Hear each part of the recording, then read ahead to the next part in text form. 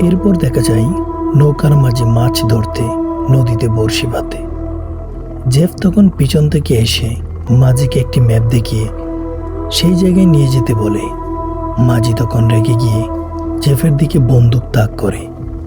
এরপর জেফ ক্ষমা চাইলে মাঝি তাকে ছেড়ে দেয়। সকালে দেখা যায় জেফ নৌকার সামনে বসে কিছু মাংসের টুকরা নদীতে ফেলছে। আসলে জেফ সেই মাঝিকে মেরে পানির নিচে টোপ হিসেবে রেখেছিল, যাতে বড় আকারের অ্যানাকোন্ডাকে ফাঁদ দিয়ে ধরতে পারে।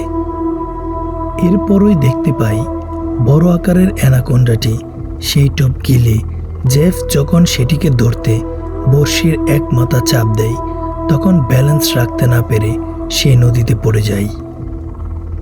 জেফ অনেক কষ্ট করে একটি ছোট কোষা নৌকায় ওঠে এবং একটি বর্ষা হাতে সেই সাপটিকে মারার জন্য অপেক্ষা করতে থাকে। এরপরই সে সাপটিকে আঘাত করতে সক্ষম হয়, কিন্তু এবারও ব্যালেন্স রাখতে না পেরে সে নদীতে পড়ে যায়। তখন সাপটিও সেই ছোট নৌকাটিকে পেঁচিয়ে ধরে ভেঙে ফেলে। জেফ আবার নৌকায় উঠে পড়ে, কিন্তু সাপটিও তাকে তাড়া করে সেই নৌকায় উঠে পড়ে।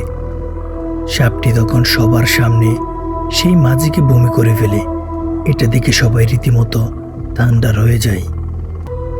তখন সাপটি একে একে সবাইকে তাড়া করে। নৌকায় থাকা ছোট্ট ছেলেটি ও বোবা লোকটি টয়লেটে গিয়ে লুকিয়ে ভয়ে উপরের দিকে তাকিয়ে থাকে, কিন্তু সাপটি নৌকার টয়লেটের নিচে দিয়ে ঢুকে পড়ে। সাপটি যেই তাদেরকে খাবার জন্য হা করে, তখনই তারা এক ঝটকায় সেখান থেকে পালিয়ে যায়। এরপর সাপটি তাদের আবার খুঁজে পায়। তাদেরকে খুঁজে পেয়ে সে যখন আবার হা করে, তখনও বোবা লোকটি বুদ্ধি করে সাপের মুখে একটি গামলা আটকিয়ে দেয়। সাপটি যন্ত্রণায় ছটফট করতে থাকে। এতে নৌকায় থাকা ডিজেল নৌকায় পড়ে যায়। অনেক কষ্ট করে সাপটি সেই গামলা ভেঙে মুক্ত হয়। ঠিক তখনই জেফ আবার সাপটিকে দড়ি দিয়ে বাঁধতে চায়, কিন্তু হঠাৎ বিস্ফোরণে নৌকাটি আবার ধ্বংস হয়ে যায়। এতে সবাই পানিতে লাফ দেয় এবং সাঁতরে গিয়ে নদীর তীরে উঠে জঙ্গলের ভেতর প্রবেশ করে।